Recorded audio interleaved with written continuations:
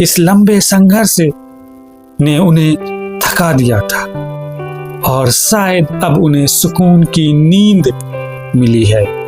उनका जाना एक ऐसा खालीपन छोड़ गया जो कभी नहीं भरेगा, लेकिन उनका हौसला हमारे दिलों में हमेशा जिंदा रहेगा। दोस्तों, आज सिर्फ अपना दुख बताने नहीं आया हूं।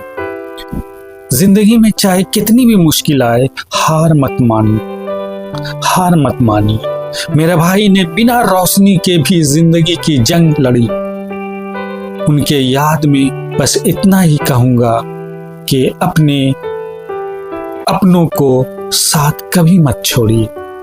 अपने अपनों को साथ कभी मत छोड़िए, क्योंकि उनका साथ ही हमारी असली ताकत है। अमूल की संघर्ष भरी जिंदगी आप देख ही रहिए। इससे पहले मैंने एक वीडियो बनाया था उनकी जिंदगी पर, कैसे बना था, कैसे हुआ है, कैसे हादसा हुआ, हॉस्पिटल में रहा, आंख से पहले उनकी शादी हो गई थी, लड़की छोड़ गई, ये सारी बातें वहां डिस्कस किया है। आप इस वाले वीडियो में जाके देखिएगा उनकी जिंदगी की ये दास्तां। दोस्तों, सब लोग दुआएं करें उनकी आत्मा को, उनकी रूह को शांति मिले। अल्लाह उनको जन्नत नसीब अता फरमाए।